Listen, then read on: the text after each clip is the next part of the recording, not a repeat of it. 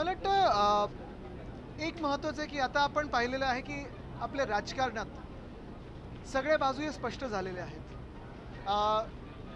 एकच महत्त्वाचं आहे की आता जनतेला आस आहे की जे महाराष्ट्र लुटत आहेत, जे महाराष्ट्रात भ्रष्ट आहेत, त्यांना कोणी थारा देणार नाही, त्यांना कोणी पाठिंबा देणार नाही. आणि मला वाटतं हे सगळं आपण लोक म्हणून पाहतो, त्याच्यावर मी काही वक्तव्य करणं हे जास्ती गरजेचं नाही आहे. पण एकच महत्त्वाचं आहे की काल आम्ही ज्या हॉस्पिटलला भेटून आलो, भेट देऊन आलो, डॉक्टर्सना भेटून आलो, नर्सनं भेटून आलो, आमची भेट झाल्यानंतर रमेश म्हात्रेंना अटक तर झालेली आहे, पण त्यानंतर मला वाटतं अजूनही त्यांना हॉस्पिटलमध्येच ठेवलेलं आहे. आता ज्या गोष्टींवरनं तुम्हाला अटक झाली आहे त्याचाच तुम्ही आश्रय घेता, त्याच्याच तुम्ही मागे लपायचा प्रयत्न करत आहात. पण मग नेमकं गृह खातं किती याच्यावर कीन आहे, किती याच्यावर दबाव टाकून याला आत टाकण्यासाठी दबाव टाकत आहे, की इथे पण फेकनाथ मिंदेंचं फडणवीस साहेब ऐकणार आहेत, हे आता पुढचे 1-2 दिवसात स्पष्ट होईल. डॉक्टर्स जे मागत आहेत, नर्सेस जे मागत आहेत, ते न्याय मागत आहेत, कडक कारवाई मागत आहेत, शिक्षा मागत आहेत. माझं तर म्हणणं आहे की त्याची दिंड काढली पाहिजे आणि त्याचं नगरसेवक पद बरखास्त केलं पाहिजे. आणि तो एका बाजूला पक्षामध्ये अशा पद्धतीचा नगरसेवक वागतो, त्याच्यावरती कुठलीही कारवाई पक्षांतर्गत केली जात नाही. तुमच्या पक्षातला नगरसेवक असं वागला असता, तुम्ही कशी कारवाई त्याच्यावरती केली असती? शिंदेंनी काय करणं अपेक्षित आहे? तुम्हाला आठवत असेल जेव्हा काही मंत्र्यांवर आरोप झाले, जसं संजय राठोड असतील किंवा इतर मंत्र्यांवर आरोप झाले, त्यांना त्यांच्या मंत्रिपदावरनं पहिलं आम्ही काढलं होतं. आणि तसंच आमची ही अपेक्षा आहे की मिंदेंकडून ह्या नगरसेवकाला त्याच्या पदावरनं काढलं गेलं पाहिजे. त्याच्यात CCTVमध्ये आता तर नुसतं मारहाणीचा व्हिडिओ नाही, त्याचा जो ऑडिओ आला त्याच्यासोबत एवढा घाणेरडा आहे, एवढे घाणेरडे शब्दांचा वापर केलेला आहे, त्यांना बरखास्त करून त्याची दिंड काढली पाहिजे. हीच आमची मागणी राहील. तर आणि तरच त्या डॉक्टर्सना न्याय मिळेल. शिंदे कारवाई करतील असं वाटते का? एकनाथ शिंदे कारवाई करतील? स्वतः तसेच आहेत, पुढे काय आहे त्यांच्याकडे? राष्ट्रवादी महामार्गावरती देशी दारू विकली जाते होती. मोठ्या प्रमाणात हे दारू गेल्या काही दिवसांपासून त्या ठिकाणी विकली जाते. आता महत्त्वाची गोष्ट हीच आहे की समृद्धी महामार्ग असेल किंवा इतर जे महामार्ग आहेत, एकतर त्या रस्त्याची क्वालिटी बघा, दुसरं म्हणजे जे काही खड्डे बिड्डे पडतात ते बघा. अशा जर घटना होत असतील तर ती दारू नेमकं तुम्ही आता ते कदाचित हे पण कारण देऊ शकतील की इथेनॉलसारखं आम्ही त्या पेट्रोलमध्ये टाकणार होतो आणि त्याचं मिश्रण करणार होतो. हे खूप शक्य आहे, हे सरकार त्याच्या पण केपेबल आहे. पण आम्हाला उत्तर काय येतं हे तर अपेक्षित आहेच, पण सरकारच्या ह्या राज्यामध्ये असं होऊच कसं शकतं हे देखील जाणून घेणं गरजेचं आहे. राष्ट्रवादी शरद पवार गटाकडून एक आमदारांच्या मध्ये चर्चा सुरू झालेली आहे की एनडीएमध्ये सहभागी होण्याच्या संदर्भात अशा चर्चा होत आहेत की काँग्रेसमध्ये सहभागी व्हायचं की एनडीएचा भाग बनायचा. मला वाटतं तो आमचा प्रश्न नाही, तो त्यांचा प्रश्न आहे. पण आम्ही आमचं मत स्पष्टपणे परखडपणे मांडत असतो. आणि ह्या देशामध्ये आपण पाहिलं असेल आता सर्वत्र सगळीकडेच लोक बोलायला लागलेली आहेत, लोक व्यक्त होतात, लोकांचा राग व्यक्त होतोय. महागाई असेल, पाण्याची टंचाई असेल, विजेची कपात असेल, हे सगळ्या गोष्टी तर आहेच. पण दुसऱ्या बाजूला आज मी जे कुठचेही पक्ष असतील, जे कुठचेही खासदार असतील, जे कुठचेही आमदार असतील, जे कुठचेही नगरसेवक असतील, अधिकृतरित्या अनधिकृतरित्या भाजपसोबत जाऊ पाहत आहेत, त्यांना एवढंच विचारत आहे, जी लोक राम मंदिराला लुटू शकतात, दानपेटी सोडली नाही, तुम्ही त्यांच्यासोबत मांडी लावून बसणार का? तसंच जर पाहिलं असेल तर जंतर मंतरला जे विद्यार्थी आहेत ते पण बसलेले आहेत, अभिजित दिपके बसलेले आहेत, सोनम वांगचुक तिथे अजूनही आंदोलन करत आहेत. कोणासाठी करत आहेत, कशासाठी करत आहेत? ह्या देशासाठी करत आहेत. जो नीटचा पेपर फुटला त्याच्यासाठी करत आहेत. तुम्ही त्यांच्या विरोधात भाजपच्या सोबत जाणार का? हा माझा सवाल सगळेच जे लोक भाजप सोबत जायचं त्यांना आज मी त्यांना विचारतो. एक एक करू. काल मुख्यमंत्र्यांनी जे विधानसभेमध्ये भाषण केलं याच्या कशा पद्धतीनं बघताय? जोरदार टीका त्यांनी विरोधकांवरती. त्यांनी 2-2.25 तास जे ते भाषण खेचलं, खूप थापा मारल्या, पण त्यांचं फ्रस्ट्रेशन हे दिसायला लागलेलं आहे. काय खूप वेळा काय होतं, arrogance is a sine of frustration हे जे आपण बोलतो, हे काल जिवंत उदाहरण याचं मुख्यमंत्री महोदय. मी ह्या मागच्या आठवड्यात पण सांगितलं की कदाचित हे शेवटचं अधिवेशन त्यांचं मुख्यमंत्री म्हणून आहे. कदाचित त्यांना दिल्लीत कॅबिनेट मंत्री म्हणून खेचलं जाईल, जोर जबरदस्तीने खेचलं जाईल, शिवराज सिंग चौहानानं कसं खेचलं तसं खेचलं जाईल. पण ते फ्रस्ट्रेशन आता लोकांवर काढतायत, महाराष्ट्राच्या जनतेवर काढतायत. आणि जर एवढंच प्रश्न विचारत तुम्हाला झोंबत असेल तर का बसलात त्या खुर्चीवर? तुम्ही ज्या खुर्चीवर बसलेला आहात, ज्या सत्तेमध्ये बसलेला आहात, लोक तुम्हाला सवाल करतील.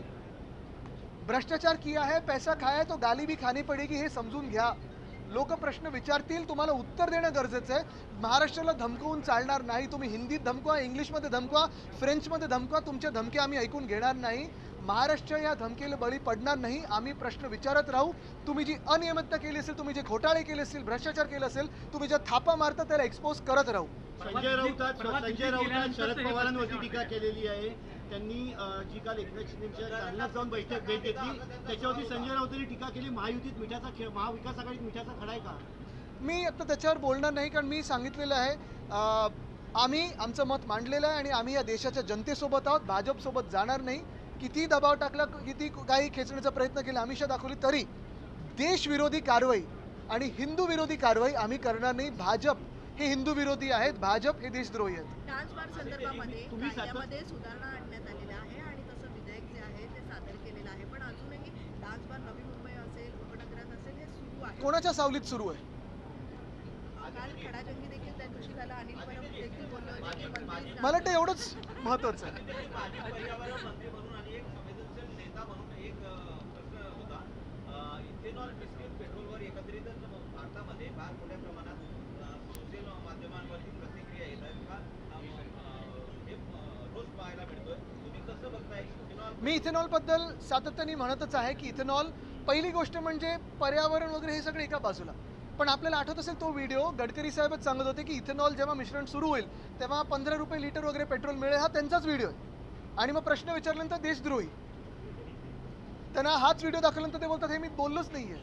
महत्त्वाची गोष्ट आहे, आज जगात क्रूडचे प्राइसेस कमी झालेत, किमती कमी झाल्यात. आपल्याच देशात का नाही कमी झालेत? आपल्या सगळ्या आजूबाजूच्या देशांमध्ये पेट्रोल डिझेलचे प्राइस कमी झाले, किमती कमी झाल्यात. मग आपल्याच देशात का नाही कमी झालेत?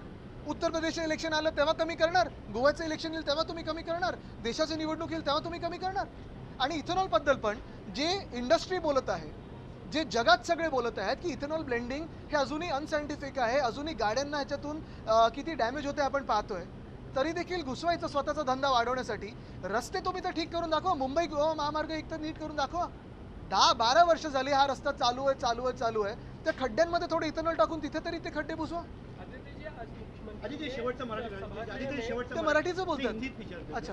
शेवटचं तुम्ही सातत्यानं जशी उद्धवजींनी पण देवेंद्र फडणवीसांसोबत पहिले मराठी पंतप्रधान केलं, तुम्ही आज केंद्र ठाकरेंची इच्छा आहे का देवेंद्रजींनी आम्ही हे शुभेच्छा द्याल का? सांगितलं, आम्ही हेच सांगितलं की त्यांनी पहिलं व्यक्त व्हावं, मग आम्ही त्याच्यावर आमच्या भूमिका व्यक्त शुभेच्छा करू. असतील का? आम्ही हेच सांगत आहोत.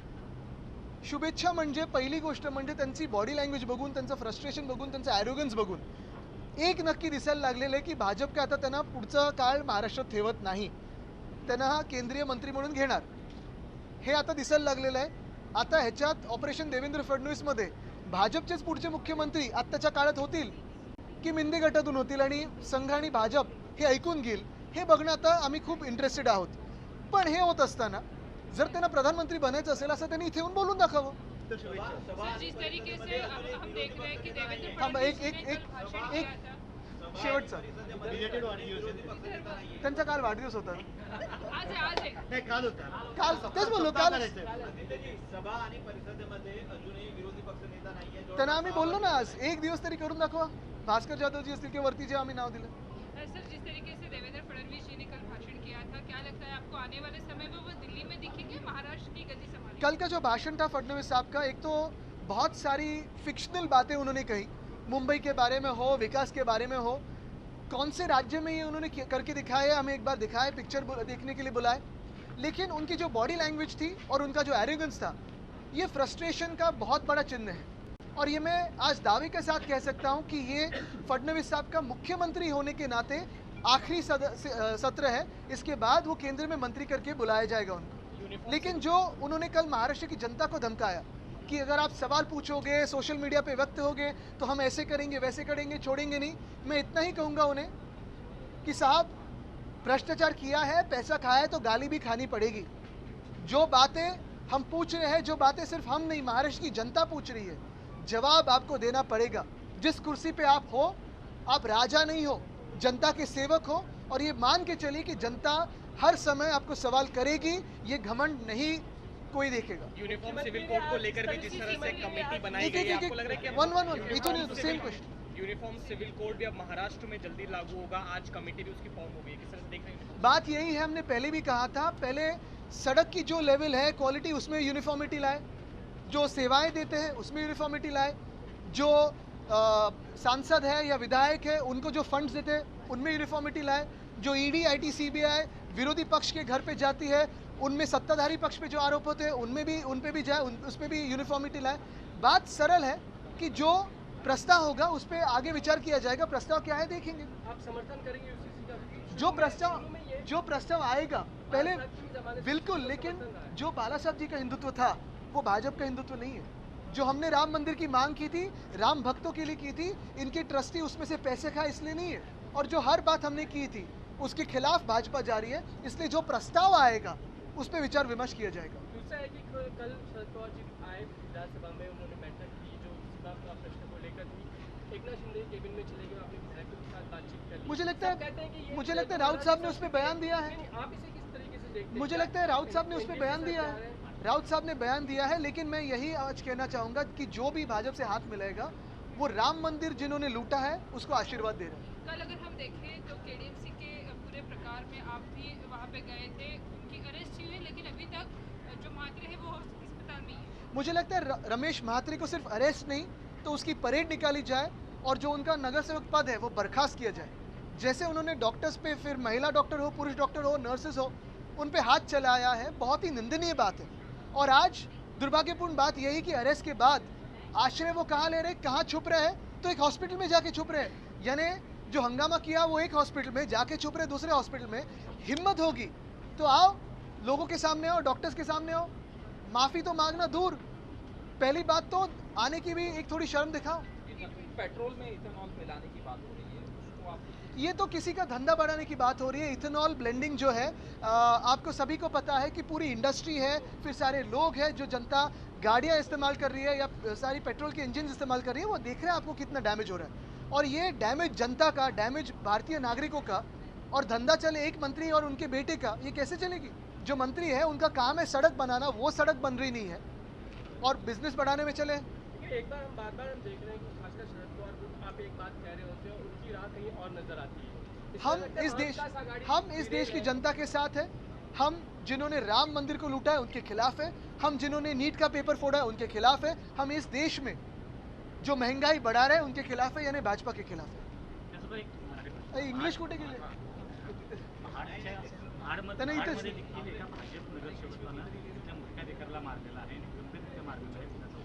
मुख्य गोष्ट हीच आहे, हे सगळं झाल्यानंतर अटक होते का? कदाचित त्यांना मंत्री बनवलं असेल. So what do you feel about this KDMC hospital? Yesterday you saw, after my visit to the KDMC hospital and meeting the doctors and nurses, Ramesh Mhatre has been arrested. However, only arrest is not enough. After being arrested, he should be charged with the most heinous of the crime, which is beating up doctors and nurses. The other thing is he should be paraded and he should be disqualified from the post of the corporator. Eknath Shinde and the Home Department and Mr. Fadnavis are shielding Ramesh Mhatre by keeping him in another hospital. This is against the doctors and this is the against the interest of the nurses. Committee has formed for UCG. The Uniform Civil Code, of course, uniformity also has to come in first and foremost in the distribution of funds for development for MPs and MLAs. Uniformity has to come in the way the ED, IT, CBI sees all politicians. It only goes behind opposition politicians and tries to convert them to the BJP. Why not have uniformity in that first? And of course, as far as the Uniform Civil Code goes, let them present the bill and then we shall debate the merits of the bill. Mixing of ethanol in petrol. I think mixing of ethanol in petrol is only being done to promote the industry of a certain someone, a certain dynasty in this government. It is sad that lakhs and lakhs of Indians are being held hostage to promote the business interest of a certain dynasty. Chief Minister has given the statement for yesterday's missing link. Mr. Fadnavis, as the Chief Minister, is probably holding his position as Chief Minister for the last time in this session, after which he will be pulled in the Union Cabinet. The frustration is very clearly seen in his language. The arrogance is only a sign of his frustration. कल आखिरी सवाल है कि कल जिस तरीके से आप लोग डिमांड कर रहे थे डिस्कशन की अंतिम अठवाड़ा प्रस्ताव जिसको कहते हैं, कल आप लोग को परमिशन दी, आज आप लोग डिस्कशन में शामिल होंगे और कौन कौन से प्रमुख मुद्दे बिल्कुल, आज तो हमने डिस्कशन के लिए लिया है ये मुद्दा, लेकिन अगर आप देखें तो ना सीएम उपस्थित है, ना DCM 1 उपस्थित है, ना DCM 2 उपस्थित है, ना कोई कैबिनेट मंत्री उपस्थित है। एक MOS ऐसे ही आज जिम्मेदारी संभाल रहे तो उसके जवाब दे। कल शरद पवार आए थे, एकनाथ शिंदे जी से मिले, अब ये चर्चाएं ऐसे चल रही है कि कहीं ना कहीं एनडीए तो ज्वाइन नहीं करेंगे शरद पवार। मुझे लगता है उसका जवाब संजय राउत जी ने दिया है। आप क्या कहेंगे? नहीं, संजय राउत जी ने दिया है उसका जवाब।